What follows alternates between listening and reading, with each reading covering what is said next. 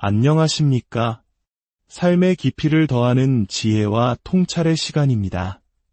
오늘 우리는 생명이라는 우리에게 너무나 익숙하지만 그 참된 의미는 쉽게 지나쳐버리는 단어에 대해 깊이 탐구해보고자 합니다.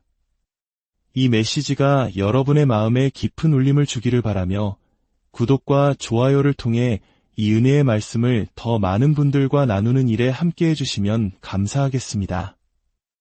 여러분의 작은 참여가 누군가에게는 새로운 삶의 빛을 발견하는 소중한 계기가 될 수 있습니다. 그럼 이제 요한복음이 말하는 생명의 신비 속으로 함께 들어가 보겠습니다. 하늘에 계신 우리 하나님 아버지, 우리는 주님의 말씀을 사랑합니다. 때로 그 말씀은 우리를 아프게 찔러 우리를 두렵게 만들기도 하지만 그 아픔이야말로 우리를 치유하는 약이 됨을 고백합니다.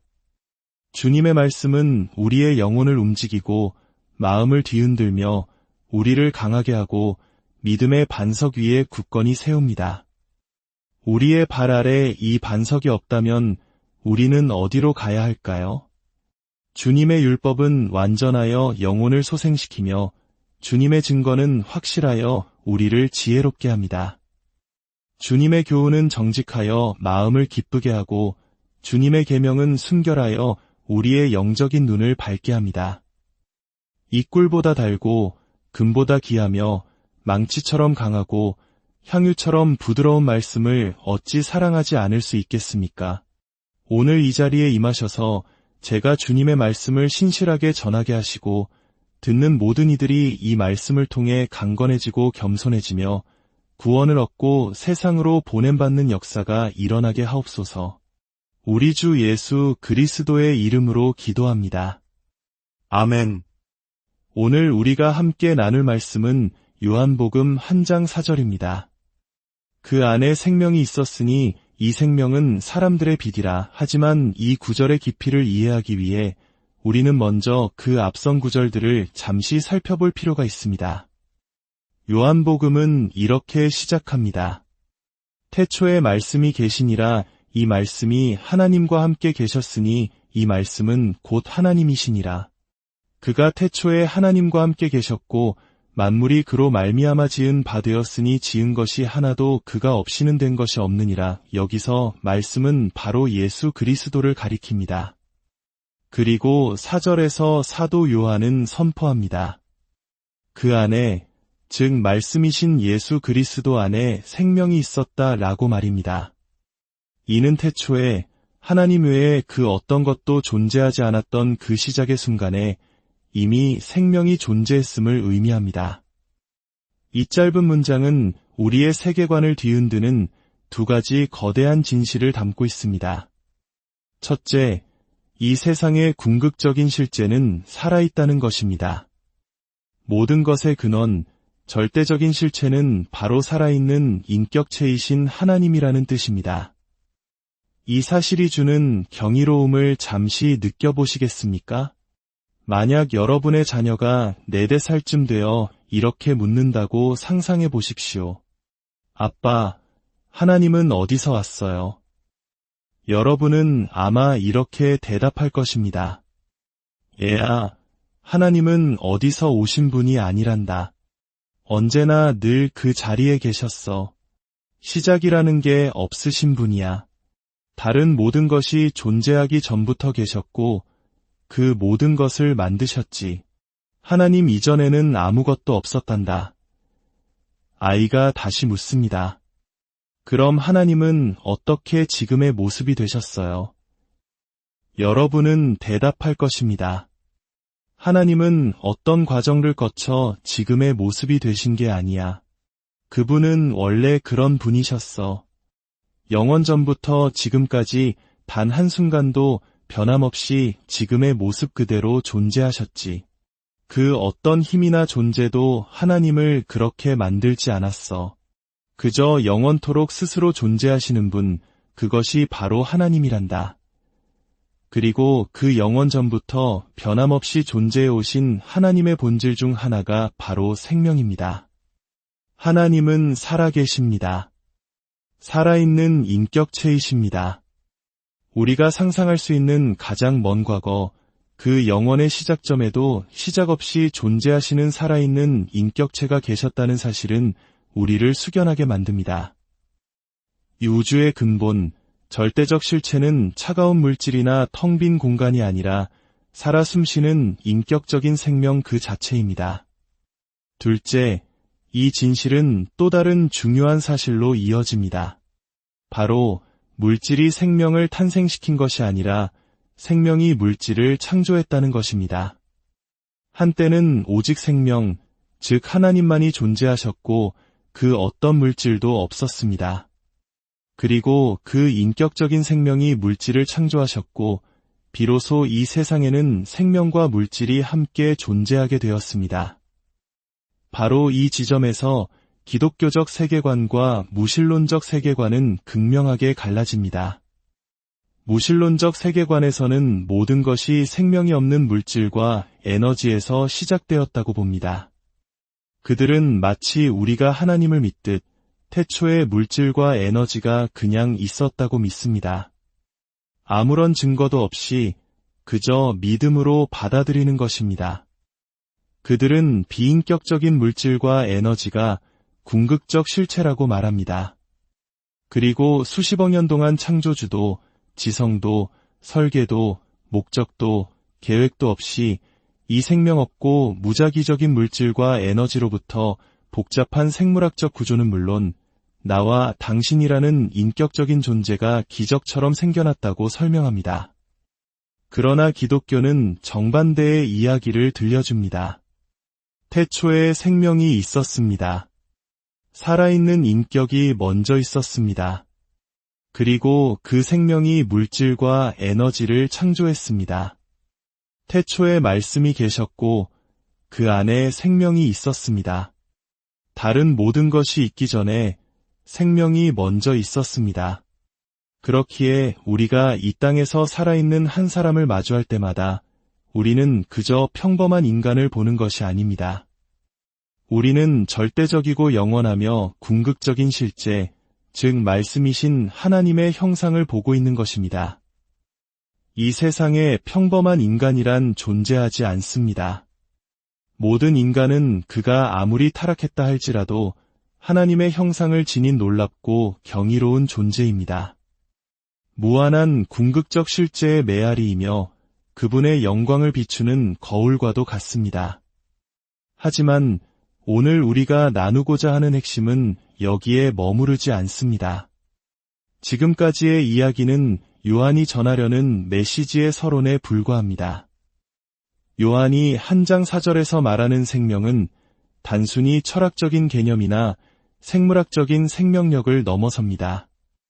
요한이 마음속에 품고 있던 생명은 바로 새 생명, 영적인 생명, 구원하는 생명입니다. 그것은 바로 영원한 생명이라는 선물이며 멀쩡히 걸어 다니지만 영적으로는 죽어있는 상태의 정반대 개념입니다. 심판과 정죄로부터의 해방을 의미하는 생명입니다. 요한복음 5장 24절에서 예수님은 이렇게 말씀하십니다. 내가 진실로 진실로 너희에게 이르노니 내 말을 듣고 또 나 보내신 이를 믿는 자는 영생을 얻었고 심판에 이르지 아니하나니 사망에서 생명으로 옮겼느니라. 이 말씀의 의미를 아시겠습니까? 예수님을 믿을 때 당신은 죽음의 상태에 있는 온 인류 가운데서 빠져나와 생명으로 옮겨진다는 것입니다. 죄로 인해 타락한 모든 인류는 영적으로 죽어 있습니다. 예수 그리스도를 떠나서는 우리 모두가 죽은 자들입니다. 그러나 그분과 함께할 때 우리는 영원히 살 것이며 심판에 이르지 않고 생명의 선물을 받게 됩니다. 이것이 바로 요한이 말하는 생명의 핵심 의미입니다. 요한일서 5장 11절과 12절은 이 사실을 더욱 명확하게 증언합니다. 또 증거는 이것이니 하나님이 우리에게 영생을 주신 것과 이 생명이 그의 아들 안에 있는 그것이니라. 아들이 있는 자에게는 생명이 있고 하나님의 아들이 없는 자에게는 생명이 없느니라. 예수 그리스도 그 아들이 있는 자에게는 생명이 있습니다. 아들이 없는 자는 비록 숨쉬고 걸어 다닐지라도 영적으로는 죽어 있는 것입니다. 이제 말씀의 후반부로 넘어가 봅시다. 이 생명은 사람들의 빛이라. 왜 사도 요한은 그 생명이 사람들의 빛이라고 말했을까요? 생명이 곧 빛이라니 무슨 뜻일까요? 아마도 우리가 영적으로 죽어 있다는 상태가 무엇인지 제대로 이해하지 못하기 때문일 것입니다. 만약 당신이 길에서 만난 사람에게 성경에 따르면 당신은 죽어 있습니다 라고 말한다면 그 사람은 당신을 이상한 눈으로 쳐다볼 것입니다. 그 말은 소통에 아무런 도움이 되지 않습니다. 그렇다면 죽어 있다는 것은 무슨 의미일까요? 바로 여기에 빛이라는 단어의 중요성이 있습니다. 사람들은 걸을 수 없기 때문에 죽은 것이 아닙니다. 그들은 볼 수 없기 때문에 죽은 것입니다. 영적인 죽음이란 영적인 소경 상태를 의미합니다. 예수 그리스도와 성령의 능력이 아니고서는 타락하고 죄에 빠진 인간은 예수님을 제대로 볼 수 없습니다. 그들에게 예수님은 지루한 역사 속 인물이거나 본받으려고 애써야 할 위대한 스승이거나 혹은 사탄처럼 그 존재는 인정하지만 어떻게든 피하고 싶은 불편한 존재일 뿐입니다.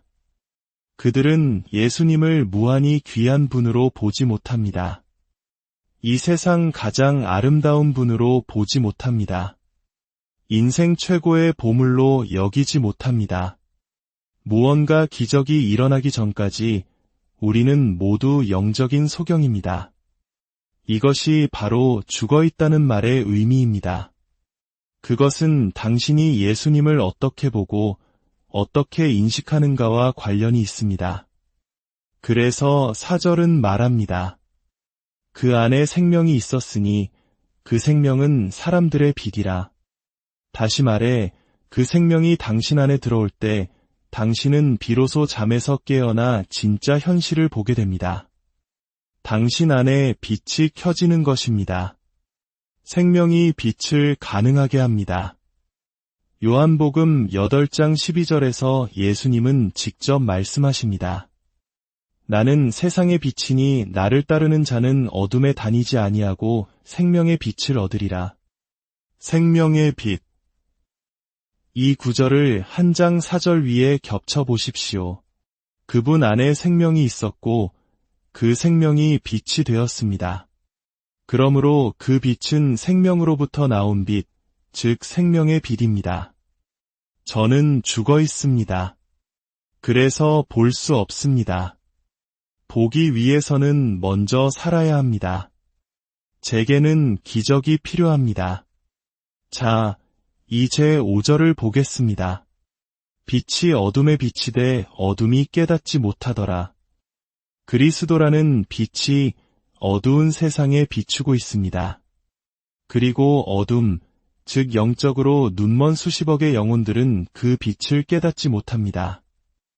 여기서 깨닫지 못하더라는 헬라어 원어는 이해하지 못하다 또는 압도하거나 이기지 못하다는 두 가지 의미를 동시에 가집니다.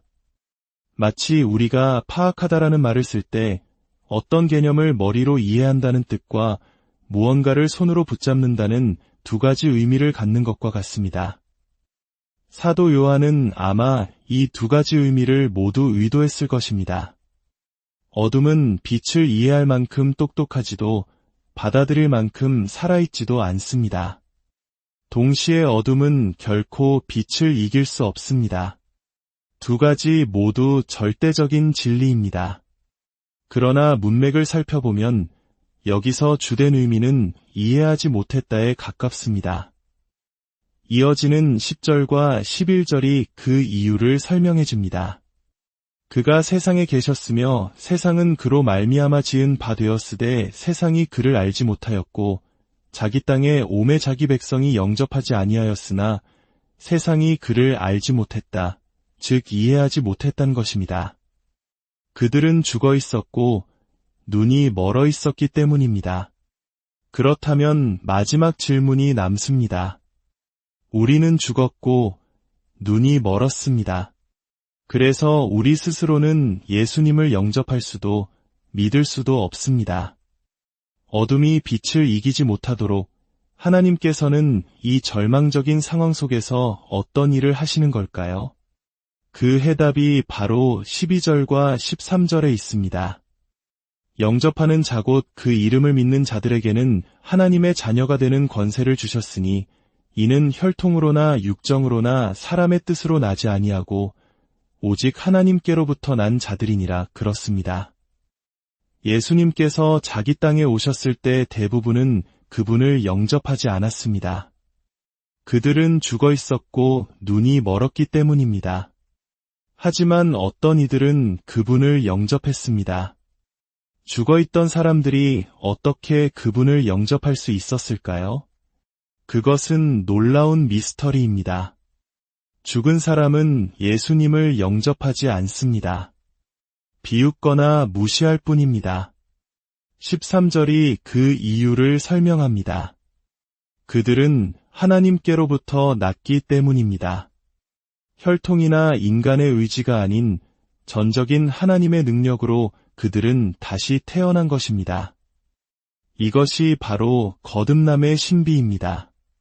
하나님께로부터 다시 태어났기에 그들은 살아나게 된 것입니다. 하나님께서 우리 안에 새 생명을 창조하시는 기적, 즉 거듭남을 통해 우리의 영적인 눈을 여시고 그때 비로소 우리는 예수 그리스도라는 빛을 보고 그분을 영접하게 됩니다. 생명을 얻어 빛을 보게 되는 것입니다. 그렇다면 거듭남, 보는 것, 믿는 것, 이 세 가지는 어떤 순서로 일어날까요? 어떤 분들은 내가 먼저 믿기로 결심해야 하나님이 생명을 주신다고 생각합니다. 또 어떤 분들은 하나님이 생명을 주셔야만 내가 믿을 수 있다고 생각합니다. 하지만 저는 이 모든 일이 동시에 일어난다고 믿습니다. 눈을 감고 있다고 상상해 보십시오. 모든 것이 어둠입니다. 여기서 눈을 뜨는 것과 빛을 보는 것 중에 무엇이 먼저일까요? 이 둘은 분리될 수 없습니다. 눈을 뜬다는 것의 의미 자체가 빛이 들어온다는 뜻입니다. 마찬가지로 하나님께서 우리에게 새 생명을 주시는 것, 즉 거듭남의 기적과 우리의 영적인 눈이 열려 예수님의 영광을 보는 것, 그리고 그분을 나의 구주로 영접하고 믿는 행위는 시간적으로 분리할 수 없는 하나의 사건입니다. 그것은 마치 동전의 양면과 같습니다. 이것이 우리에게 주는 실질적인 교훈은 무엇일까요? 만약 지금 이 순간 이 말씀을 들으며 당신의 마음이 예수님께로 이끌리고 있다면 내가 먼저 거듭났는지 아닌지 확인해야겠다며 기다리지 마십시오. 거듭남이라는 별개의 신비한 체험을 기다릴 필요가 없습니다. 당신의 마음이 구원자이신 예수님을 향해 열리고 그분을 영접하고 싶은 마음이 든다면 바로 그 순간 믿으십시오. 그 믿음의 행위 자체가 당신이 하나님께로부터 다시 태어났다는 가장 확실한 증거입니다. 반대로 믿음은 내 의지에 달린 것이니 나중에 내가 원할 때 믿으면 되겠지라고 생각해서도 안 됩니다. 구원은 당신의 통제하에 있지 않습니다. 그것은 전적인 하나님의 선물이며 기적입니다. 만약 하나님께서 지금 당신의 마음을 이끌고 계시다면 미루지 마십시오. 오늘 그 부르심에 순종하십시오. 당신의 믿음 안에서 당신이 하나님께로부터 태어났다는 놀라운 진실을 발견하게 될 것입니다. 사랑하는 여러분, 예수 그리스도 안에 생명이 있습니다. 그리고 그 생명은 우리를 어둠에서 건져내는 유일한 빛입니다.